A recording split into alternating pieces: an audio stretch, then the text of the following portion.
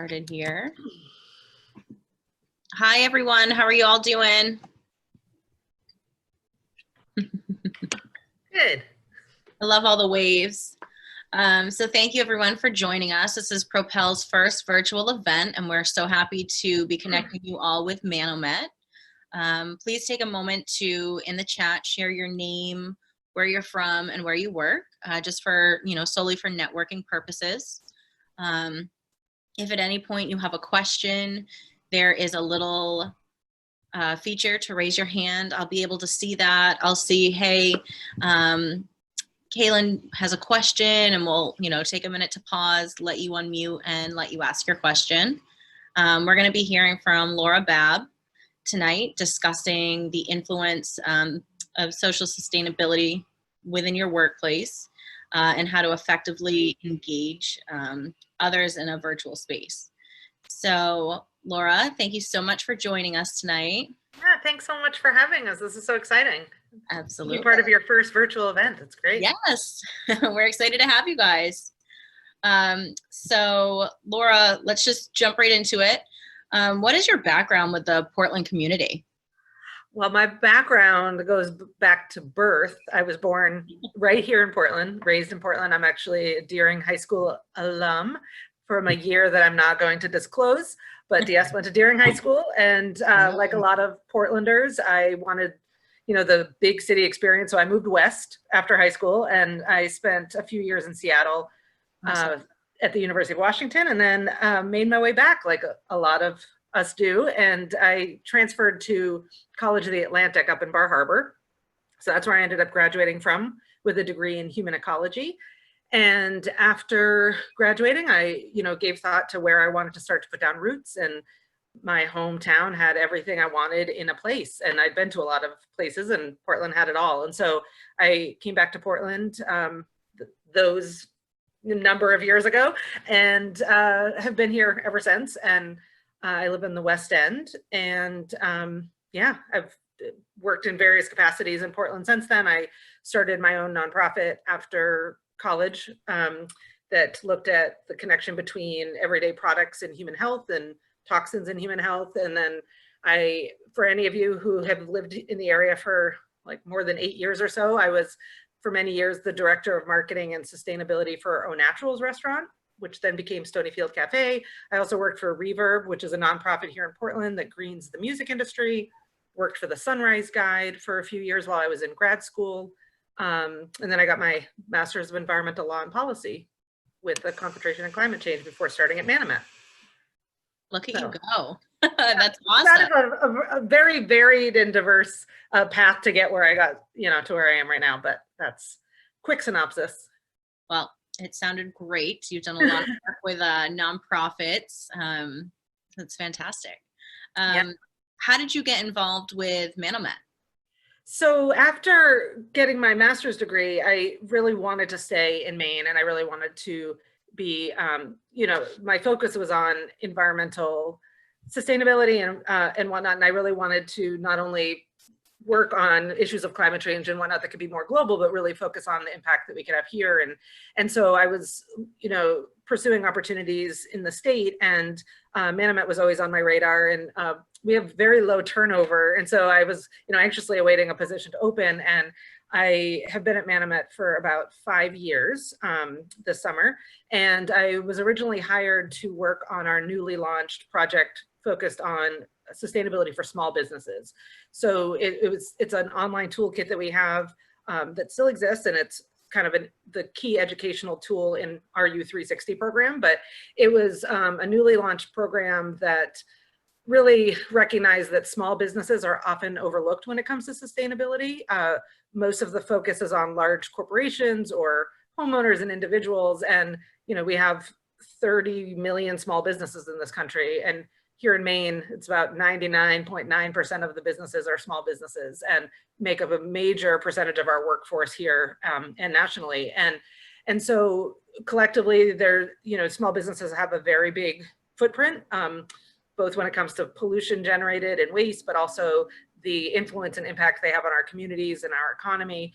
And so Manomet had created this project to really start a conversation with small businesses about sustainability and help them to look at their company in a different way, and really what we call the triple bottom line. So looking at the environmental, social, and governance practices of a business and how that can apply to a small business model. And so I was hired to help enroll businesses and really grow that program. And not surprisingly, it was, I had had a lot of experience with small businesses, and if I had been at Manomet when the project was developed, I would have said, this is great, but what's our plan for engaging the businesses? Because it can be really hard to get in front of a small business about anything that doesn't have to do with kind of the here and now.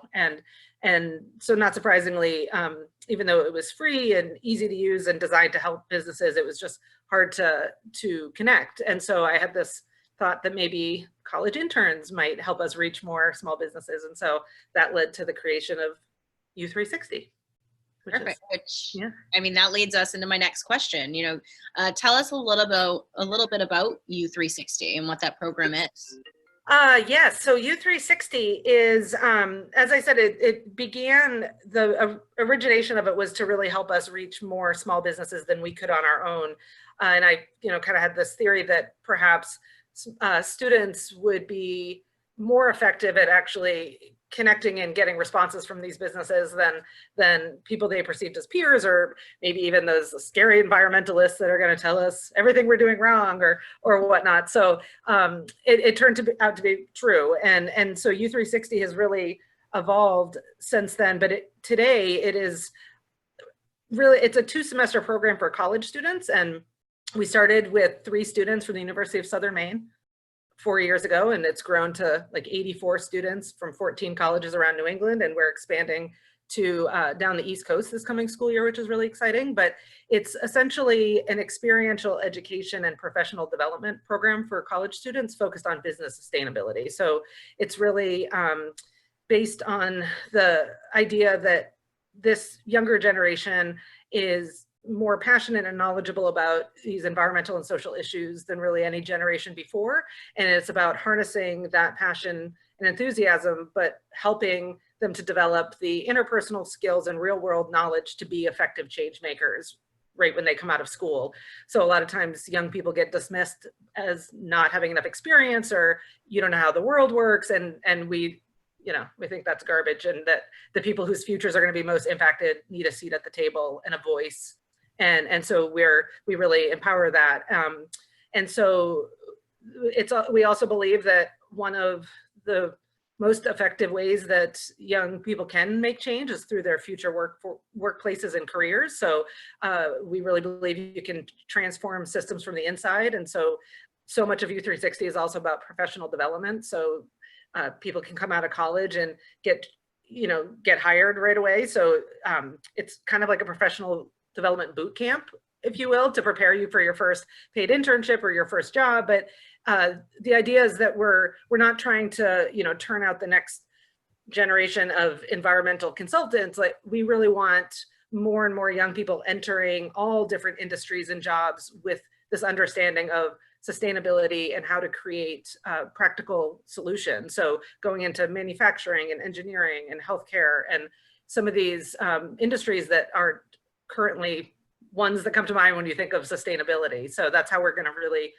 create that change. So, there's a lot more that I could say about how the curriculum works, and we probably don't have enough time for all of that, but I'd be happy to answer any questions in the Q&A about the specifics of U360. But it's the big component of it is that students spend 20 weeks of the program reaching out to small businesses around the country to administer an assessment of their triple bottom line practices. And so they learn a ton about business management, they learn a ton about sustainability, and also professional skills by doing that independently. And then the business gets to really look at their company in a different way. So yeah, that's kind of a snapshot. And it's probably a good segue into the 3 individuals who are going to be joining me to talk a little bit more about U360 and sustainability in general. So I'm so happy to have 3 of my former students here who are all in the Portland, they're all Portland young professionals now. And Julia just put up a poll. So if all of you in the audience would just take a second to let us know which of these 3 topics you're most interested in hearing us discuss. and we will hear their thoughts about whichever topic gets the most votes. I'm not going to vote. I'll refrain.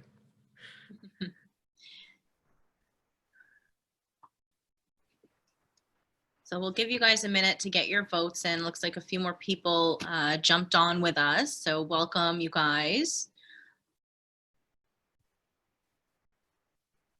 I'm excited to hear more about or from, former interns and get their take and the things that they discovered and went through and how it helped them. Yeah.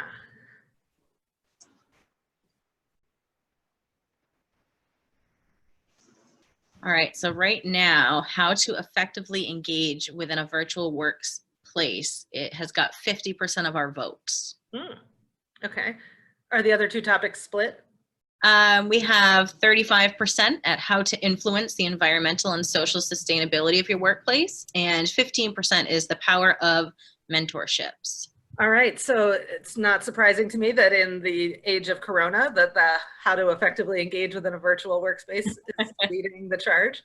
So we'll give it a couple seconds if anybody else still wants to submit their answer, and then let me know when it looks like all votes are in, Julia. And I will do that. And actually, we can start with the with you all the three of you introducing yourselves while other votes may still come in. So why don't we start with you, Emma? Why don't you tell us who you are? Well, I'm Emma. I grew up here in Maine. I'm from Waterboro, Maine, and I went to Mass Basic High School. And I originally thought I was going to leave and go to a big city like you did, Laura. But ended up, I went to USM because I could play soccer and my family could watch me play and it's cheaper. So I went. I couldn't be happier with my decision of going to USM. So I just graduated there in the spring, and now I'm working at Greater Portland Council of Governments. Awesome. And how about you, Kaylin? Hey guys, can you hear me okay? We can. Okay, perfect. I'm just using the microphone on my headphones. Yes, I'm Kaylin. I did U360 back in fall of 2017. I graduated from the University of New England in Biddeford in 2018. I was a double major in biology and environmental science. Since then, I started off out of college working for a company called Growth Collaborative, which is an e-commerce focused on like clean products and things like that. Since then, I am now on Brickle Men's Products, another just e-commerce focused on different products, and currently working on starting my own small business. But that's me. Thanks, Kaylin. And last but not least, Tom.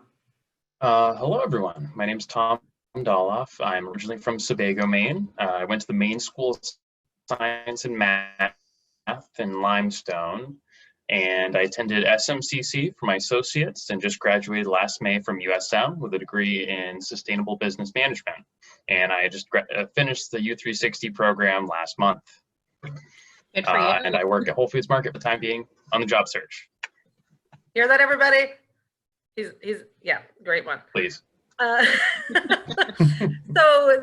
this is great. It's great to have all three of you, and we have a nice diverse perspective in terms of when you did U360, both in its duration and in your education. So as Tom said, he just finished the program. It is now a 2-semester program. When Kaylin and Emma did it, it was a 1-semester program, and they both did it 2 years ago. So is that still the leading topic, Julia?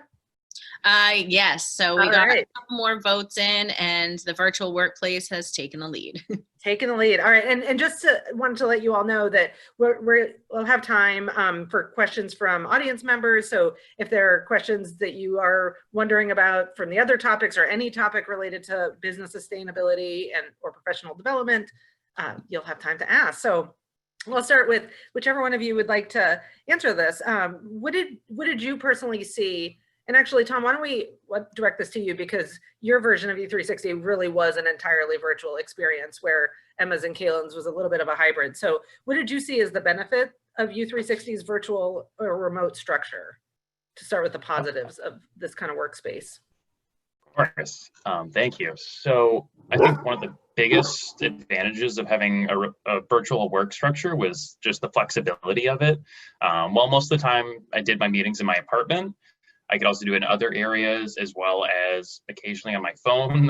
Like our blackout we had last November, I was able to at least have the meeting on my phone in gradual darkness. So I was able to still attend meetings, be active, be involved, while not necessarily be there in person and not have to worry about travel time as well, or any sort of commute or the environmental impact of said commute as well. Mm-hmm. That's great. And Kaylin or Emma, do you have anything you want to add from the aspects that were virtual when we did the program, or when you did the program? Yeah, so like I said, I was an athlete, full-time student. I also had a part-time job, and I was very busy that semester with the internship, but being able to break it up when I needed to, like instead of going into an office, I could just, wake up early, do some in the morning, do some at night. And it was nice that I could kind of fit to my schedule. I mean, we did have meetings where I had to be there at a certain time, but it was really nice to be able to work when I needed to in my own space. That's great. Yeah, and I would echo both of those things. Specifically what Emma was saying, I was a really busy student when I did the U360 program, and just not having to drive anywhere was amazing. And just being able to, like, as Emma said, create your own schedule, where certain times of the day I was way better at focusing on U360 stuff than another time of the day.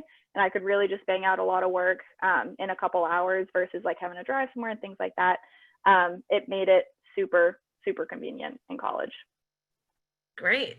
So that was the context for when you were in school and juggling a lot of different commitments. So, I'm curious in terms of specifically internships, because there are people in this audience who may think about having interns in their company. They may be looking at internship opportunities, and typically you think of internships as, this is a starting point in somebody's career. And so potentially that face-to-face time or being in the office could be so important. So some companies may be resistant to having interns in a virtual space right now. So I'm curious, just have the flip side. What were some of the challenges of doing a virtual internship specifically? And are there things you did to overcome or adapt to those challenges?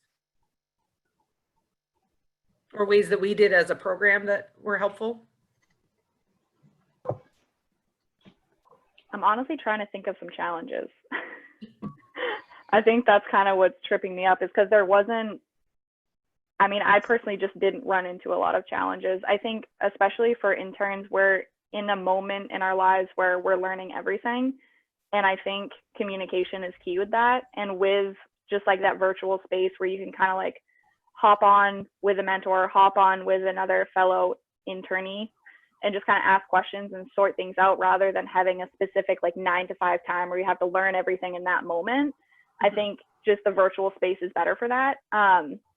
Sorry, I know we're trying to think of challenges, but I really didn't experience any. Maybe just like when the Wi-Fi was down, I guess. That was kind of rough. Like Tom with your blackout, that must have been kind of hard, but I guess that's it. That's great. Yeah, I feel like I didn't have too many challenges either. I mean, being in an office is nice because if you have a quick question, you can just run into their office. Hey, like, what do you think of this? Where I definitely had to email you. And then if it's urgent, you always said we could text you, but you don't want to always have to like text your supervisor. So I would say that's the only challenge, is like that immediate response you can't necessarily get, and you don't know if they're out or if they're in a meeting. So I think it's really important if you're in an internship that's a virtual, to set up times where you meet maybe at the beginning of the week and end of the week, like kind of like a check-in, check-out system. I would say that was really nice to do. I've been doing that virtually with my mentor, and it's been really nice. So I would suggest that with a virtual space like this where you don't see them every day in the office. Mm-hmm. Great. I do have one challenge. So I think, especially for an internship, being one of your first professional experiences, sort of immersing yourself in the work culture or sort of focusing directly on what you need to be doing can sometimes be challenging. And that's really in any work from home scenario. So I think that's something I definitely saw time to time. It'd be easy to get a little bit distracted, which could sometimes be beneficial to multitask, as we like to say. But sort of like, I need to focus on this or be in a meeting. So I definitely try to distance myself from everything else that would distract me. So I kind of put myself into a bubble, so that way I could focus during meetings, as well as make sure I got all my work done, was able to get my outreach emails done in a timely fashion. Mm-hmm. No, that's great. So just hearing some kind of common themes of things that you all said. So Em, it sounds like having some sort of mechanism, communication mechanism that can sort of take the place of that popping into the office in question, whether it's like a program like Slack or Messenger or, you know, something internal within the business. And Tom, you raise a great point too, that I always talk about when discussing this topic with people about how to engage professionally, that when you're in the live meeting space, you know, mimic as if you were in the conference room at work. So it's really easy. And this is one of the things that I teach students because they're just starting out. It's really easy to think of it as like, oh, I'm FaceTiming with my friend, or, you know, like I have my computer on my lap and I'm on my bed. And like, that just sets you up for like wanting to be on like shop for shoes or whatever it is that you're doing online. And so I always just recommend, you know, like keep your computer away, like on a surface, so you're sitting back like you would be in a chair, and really like trying to cut out those distractions. And it because people can tell when you're not engaging in the meeting. Like I always joke with my students, like, you don't think I can't see when your eyes completely change, like you're staring directly at the screen, like you can tell when somebody's on another program. And so just really trying to get in that mindset of, if we were in a conference room, would I be doing X, Y, and Z right in front of my supervisor's face? You know, so that's a really good reminder. So in thinking about, you know, this time that we're in, where a lot of companies just shifted, you know, on a dime to virtual work, and U360 has always been virtual. So my students, when coronavirus happened, actually had an advantage over their classmates because they were so used to this virtual space. But I think a lot of us are starting to realize, like, we may be in this space for a while. So I think companies are going to keep hiring people. So what are some thoughts that you have, whether it's an intern coming to work for a company, whether it's somebody starting out in their job for a business where they've never met their colleagues in person, or even just established colleagues that are now in this virtual space? What are some things that you did to build connections with me and your U360 colleagues outside of our virtual meeting time, to have some of those personal connections and kind of build those relationships?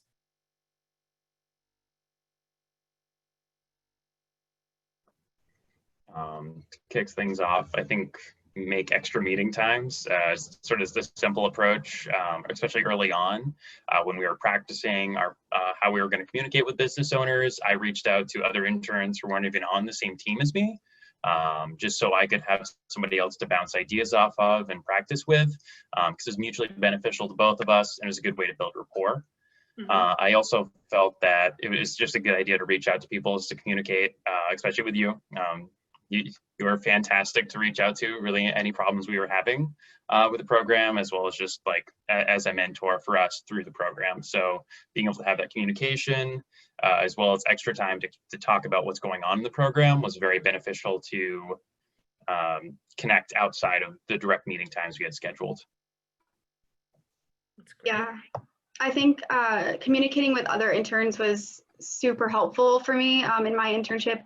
I mean, you're both learning and you're both trying to conquer this internship. A lot of us, it was our first internship, and chances are you're probably stuck on the same things or you have questions about the same things. So I would say if you're at an internship with other interns, like definitely get their number, get their email, and just, you know, work through the challenges together. And I would say I've never come across an intern where they're not willing to help one another. So I feel like that's really important, is establishing relationships with fellow interns. And so sort of having some channels for just kind of friendly and personal correspondence, whether it's getting together in Zoom just to chat and get to know each other, or communicating.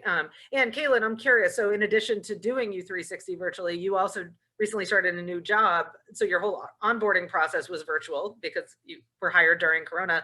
So what are your thoughts? You know, you're now working with a team of colleagues that you've never met in person. So any thoughts on that piece of how to, you know, build these relationships with your colleagues? Yeah, I mean, I think it just all comes down to just like an increased level of communication, just like, you know, just like you are in the office, like you're talking about work, but at the same time, like you want to be letting people know like what your interests are, like asking people what their interests are, just in the same way, just in a different space.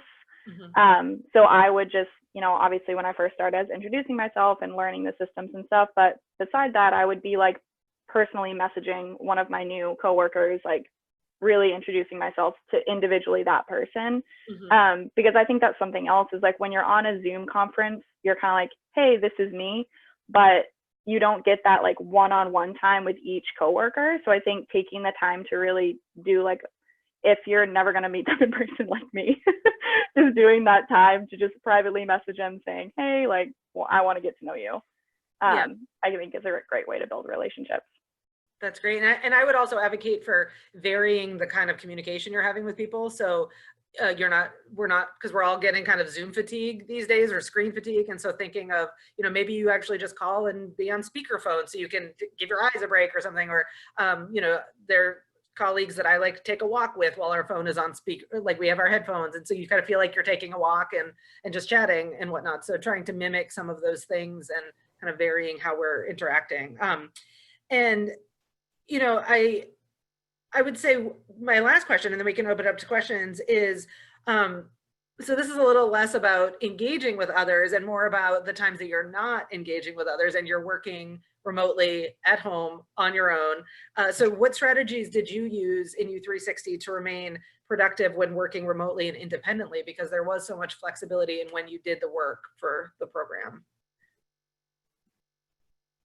So for people who are new to working from home, or what are some thoughts that you have about personal productivity, or any tools that you used or anything that would be helpful? Yeah, so I can definitely speak to this one because it took me a long time to figure this out. Definitely in terms of time management and kind of just maintaining productivity for a solid amount of time. For me, I have to set a switch in my brain that says, okay, I'm working right now, because I'm in my bedroom right now. Like it's kind of hard to separate like work from personal life. But for me, I utilize tools like Google Calendar, where I put off time blocks where it's a reminder that comes on my screen and it says, hey, you're working on this right now, don't forget. So it kind of just like zooms me in on that. Besides that, I kind of just get in tune with how my brain works throughout the day, where I know in the afternoon, I'm going to be better suited to be doing this thing versus the morning, I'm better suited to be doing this thing. And kind of like working my schedule around that. So I'm just achieving the most productivity in a day that I possibly can. And coffee. Yes. Yes. And I also think, and I want to hear from you too, Emma and Tom, but I also think that building in those things that we do in the office to give ourselves a break is important too. So think of the things that you do when you're in the workplace of like, oh, I'm going to go get a cup of coffee, or I'm going to go walk outside, or go to the bank or something. Like you get up from your desk and you get some fresh air. So give yourself some time during the day to take those little 15-minute breaks as well. So how about you, Tom and Emma, especially juggling it with like school and sports, and how did you kind of stay focused? It was definitely tough at first, like Kaylin said, but just setting up a productive space, like I'm in my room also, but I made a desk for myself, and I kind of made it feel like I was in an office or at the library or in my dorm room, something similar, and just setting up a schedule. I feel like every day I have the next day kind of planned, but kind of like you would in everyday life. I feel like just making it as close as possible to everyday life is really important. I'm very schedule oriented, so I need that. And it's kind of like an advantage a little bit, like working from home. Like say you have plans in the afternoon, it's a really nice day. Like you can control if you maybe do some work at night and then get up early, do it in the morning. Like you have more flexibility with that. And that's sort of nice. But I would say, yeah, just setting up a schedule, set up a productive space, and kind of make it as close as you would to real life. But you know what I mean? That's great. And just to sort of echo both of those, I think also preparing for the day, like you would be working in an office. So showering, put on adult clothes, that helped me a lot just to stay focused. And also not working in my bedroom helped me at times. So like if I have a computer, I have like a desktop computer, which I have in my bedroom, which I use for more personal reasons. And then I have my laptop. So I'd bring that in my living room or my kitchen. I'd work from there. So it's like a separate space. So I was able to put myself into a separate headspace. And that helped me a lot, just so I wouldn't be as distracted or feel in somewhat of a less professional mindset while I was working in the program. That helped a lot, as well as just using Google Calendar to fill out every hour of every day with some flexibility. Because if you fill in every hour and then you miss one, you feel like you're unproductive. But if you're able to move things around, it helps you be adaptive while also very organized. Absolutely. And I've heard it recommended, and I do this myself, that you should have a separate space for work in a separate, like you should not recreate or relax in the spot where you work and vice versa. So my apartment's pretty small. We have like an open living room, and I have my work computer on a little, one of those converter desks where I can stand up. It's on my dining room table, and my couch is 6 feet away. And when I like Zoom with family, I sit on the couch, or if I'm like, you know, shopping online or whatever. And then when I work, I only sit here, and they're only 6 feet apart from each other, but my mindset shifts. You know, it's like, you know, personal computer use versus work. So, and we'll open it up for questions now. If you want to either raise your hand, your little blue hand in the, I think you click participants and raise hand, or you can put questions in the chat.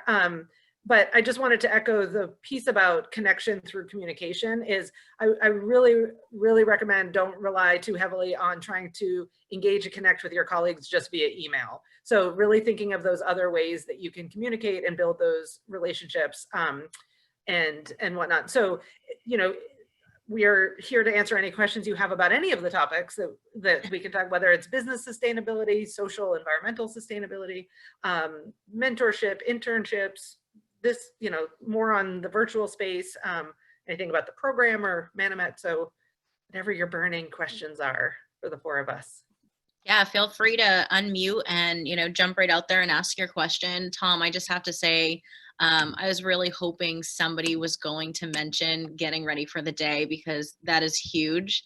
You know, if I were to just roll out of bed 10 minutes before I had to start my day, I don't think I'd get much done. I'd just be lazy. You might still be in your PJs. You're just lounging. So really to get up, shower, get dressed, make your coffee, and then, you know, present yourself as if you're really in the workplace. That is huge. Mm-hmm. So thank you. Absolutely.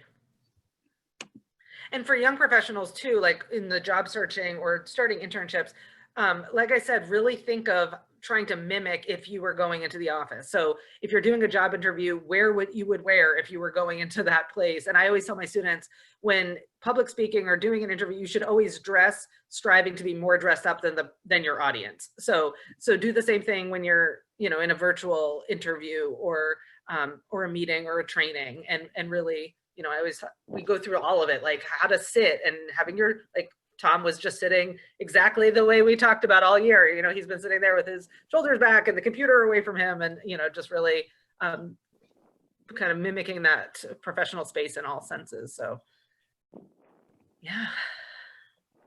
It's perfect. I saw him just sit right up straight as he said that. He's like, oh no, Laura called on me. Pavlovian response. Does anybody have any questions for Kaylin, Emma, Tom, Laura, anything that we can think of?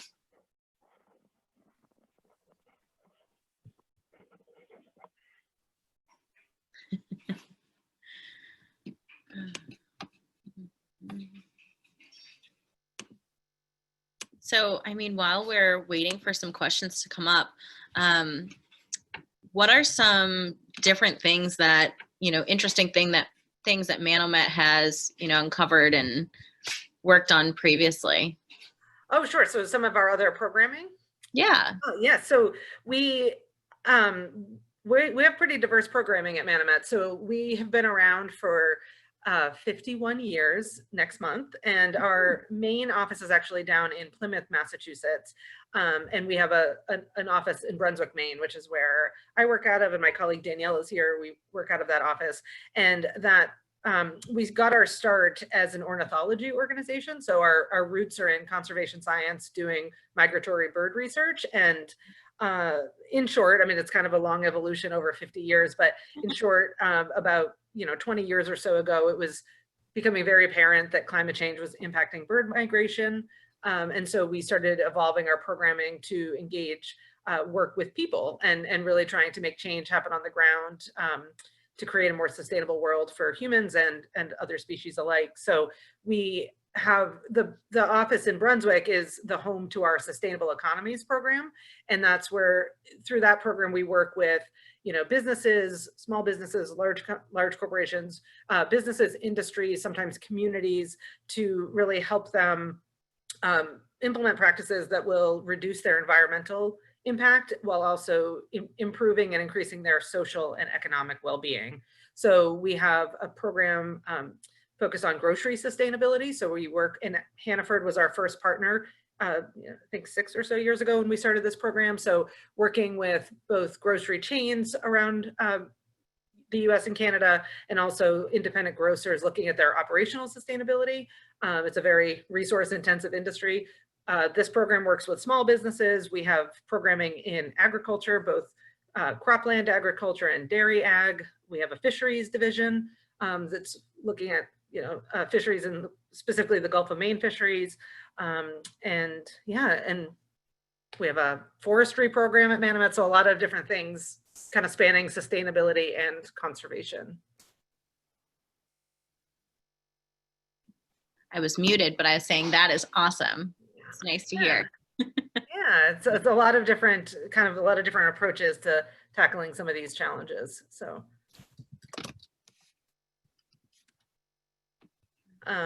yeah, and I mean, if the audience doesn't have questions, I don't know if you all would rather hear from the panel. I have more questions I can ask the students.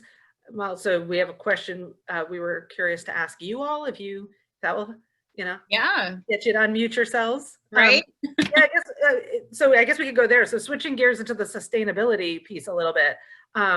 Question we all have for you is looking either at environmental sustainability, so whether it's resource use or waste management, the products and services offered, supplier, carbon, carbon emissions and whatnot. So whether environmental sustainability or social sustainability, so looking at things around employee policies, charitable giving, community engagement, diversity, equity, inclusion, workforce support. Those are kind of the two categories. What are some examples of things that your workplace is doing in one or other of those facets of sustainability?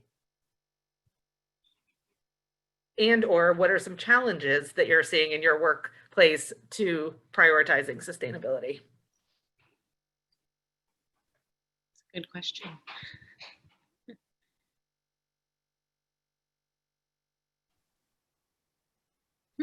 Interesting. Well, I can say, when it comes to charitable giving and nonprofits, Evergreen Credit Union, who I work for, one of the things we do is we work with Portland Trails, and we have a big outing. I'm not sure when it's going to be given COVID, but something we do is we go and we clean the trails. So that's huge. It's a small part for us to play, but it winds up being a really big part of the picture. Yeah, that's great. Yeah, those trails are getting used a lot more these days, I think, than ever. It's so great to see everybody getting outside and connecting with Absolutely. the outdoors. What else are people seeing in their workplaces? I'm wondering if some people are intimidated by the word sustainability. I know, yeah. Is that the case? Do you want to do the thumbs up or the clappy if that applies to you? Or if it would be helpful for me to break down that word a little bit? Yeah, let's just dive into it. Maybe it will help to get a little bit more people started. Yeah, here. so what we mean when we say sustainability?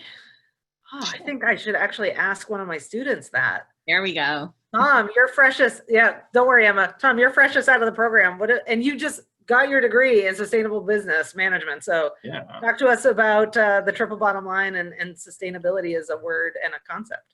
Okay, so sustainability, very broad term, but I think when it comes to businesses, the best way to look at it is looking at their environmental impact, social impact, and their financial impact, which is the triple bottom line. Also look through the lens of ESG, which is very similar, which is their environmental, social, and governance. So the environmental part, that where it's usually pretty clear, but it's also the most challenging for many businesses to address, just because conventional business methods generally aren't very focused on it because there's not really any financial incentives towards it. Whereas social actions are usually a little bit more clear for developing goodwill, for brand equity, as well as creating community connections. And then obviously the financial aspect of it is the clear part of any business to exist. And when all three of those align, you can generally say that your business is very sustainable because they're doing business without doing harm in any of those regards. Mhm. That was great. That was a very good summary. So I actually spoke in a webinar yesterday for startup businesses about how to incorporate the triple bottom line into your business planning. So this subject is fresh in my mind on how to communicate what the triple bottom line is and why it matters to both your business and the world at large. So it is an intimidating word, and sustainability is one of those buzzwords where I feel like the more people hear it, the less they know what we're talking about. And so usually people's mind jump first to like green. So are we talking about and in the context of business, it's usually, are we talking about green businesses? Well, that's not me. I don't, I'm not doing anything. My service or product isn't helping the planet, or they often think like, environmental sustainability equals dollar signs in the negative, not that it's going to make me a lot of money, but it's going to cost me a lot of money. And then, and some people think about social sustainability more and more now, but when we're talking about business sustainability, we're really talking about the best practices that a company can put forth to sustain itself is what we talk about in U360. So environmental practices, strong environmental practices, strong social practices, and governance practices. If you maximize in all three of those areas, you'll actually improve the one bottom line that matters the most to your business, which is, your profit and loss statement. So the idea behind the triple bottom line actually originated in the mid-90s. This school of thought started to come about that measuring the true success of a business and the true cost of doing business, so both sides of the same coin, is not quite accurate when you're not taking into account the social and the environmental impact. So it's not complete enough to just be looking at a business's one bottom line, their one profit or loss figure. So it started being thought that businesses had more of a responsibility than just providing a product or service and growing our economy. That businesses should also leave the planet at least unharmed or better than they found it, at least not do damage to it. And that, potentially a responsibility to affect social action as well. And so to measure the true success of a business, you need to take all three of those into account. And that's kind of where the triple bottom line came from. And like I said, on the other side, it's the true cost of doing business has to take into account the impact on the planet, the impact on people. And so, it just so happens that practices that are good for the environment are good for your business, because often they'll help your company save money. So if you think of it in terms of like energy efficiency, so doing things like turning off the lights in your office and shutting off power strips and having energy efficient computers or equipment, that's just saving kilowatt hours, which saves dollars and cents on your utility. So for small businesses that already operate with narrow financial margins, more so than a large corporation, that's just freeing up capital, because you're not spending, wherever you can cut those direct costs of your business, that's freeing up capital that you can invest back into your company. And so looking at, water efficiency, waste management, energy efficiency, things like that can really help your business save money. And then the social side of things, and by investing in your employees, by giving back to the community, which is also happens to be fantastic marketing opportunities usually when you're involved in charitable giving, but really investing in your workforce, either through supporting a positive culture of innovation or collaboration, by offering benefits of some kind. Investing in your workforce in that way can make your employees feel valued and engaged and committed, so it can really help with attraction and retention, which just makes for more productive employees and a more productive workplace.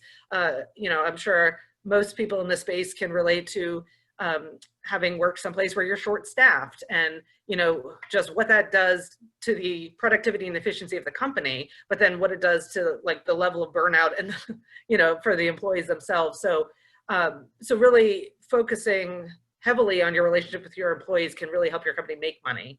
And then the governance is so much about reducing risks. So governance section of sustainability is looking at your internal policies and practices. So financial planning, business planning, risk management, transparency, and it's really about kind of protecting ourselves from liability. Because as a small business, even if a lawsuit gets thrown out or doesn't go anywhere, just the legal fees alone can undo a small business. So really looking at all of those places where there could be inherent risk. And so I don't know if that's a synopsis of sustainability from how we talk about it at Manomet, in this part of Manomet and within U360. So yeah, I don't know if that warmed people or made people feel a little more comfortable to say anything, but I know we just have, I don't know, what is about 10 minutes left. Yep. So yeah, so I don't know if any of you would like to share anything, or like I said, if you have questions for us. I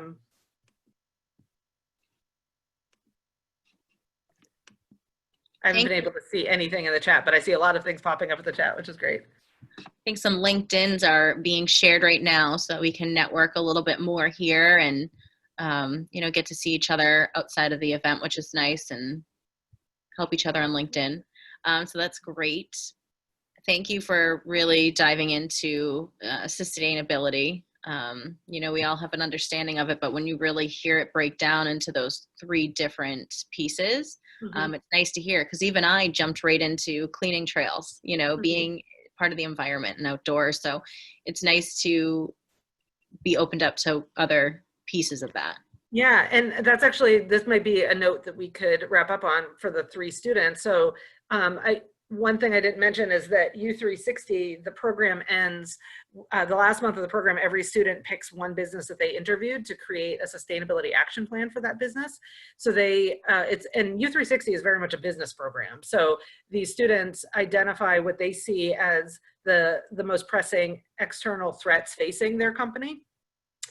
Sometimes it's climate change, but it has to be a very direct connection. Most of the time it's things like competition or changes in the industry or changing consumer demand.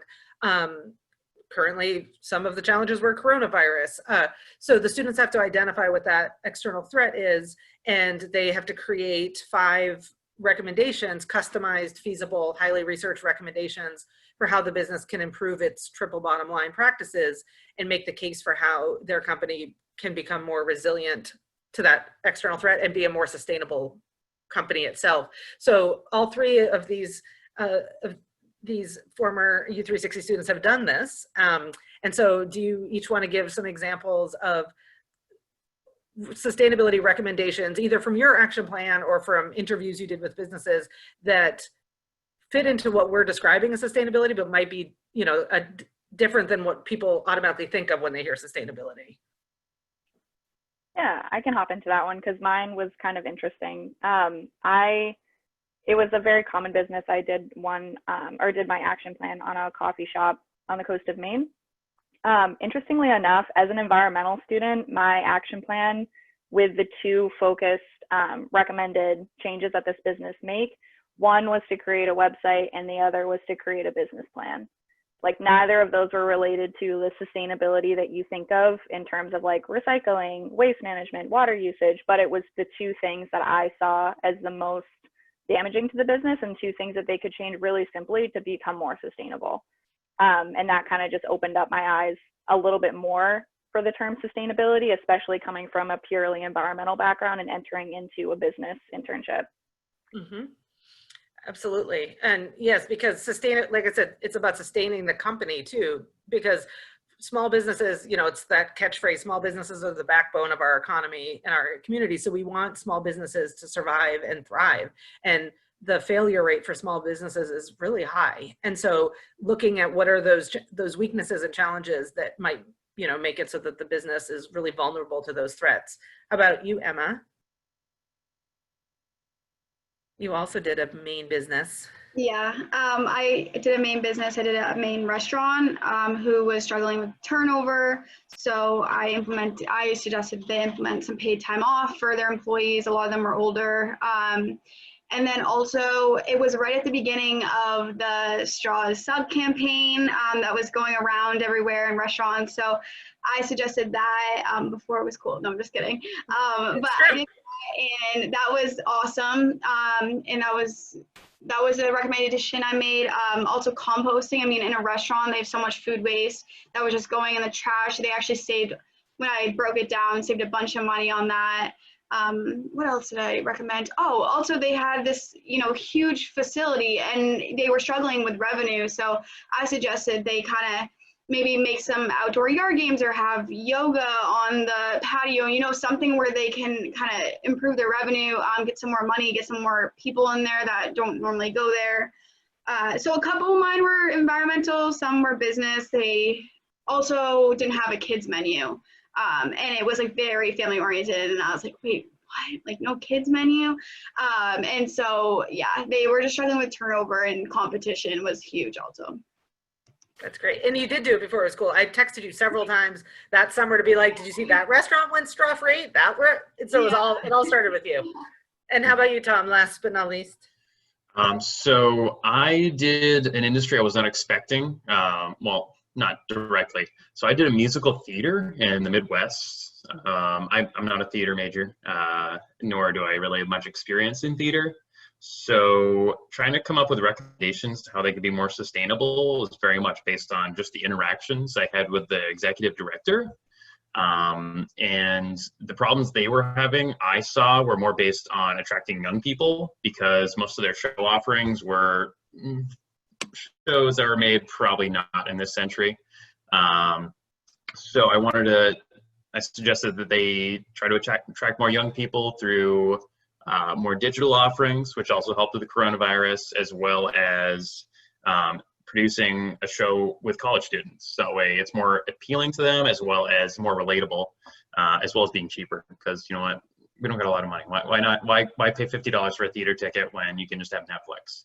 So that was something I wasn't really expecting to happen, but I feel it definitely addresses sort of the business sustainability of it, of like appealing to new markets, as well as sort of generating social good by connecting with young people in the area and giving them an opportunity to represent themselves in an industry they wouldn't often be represented in.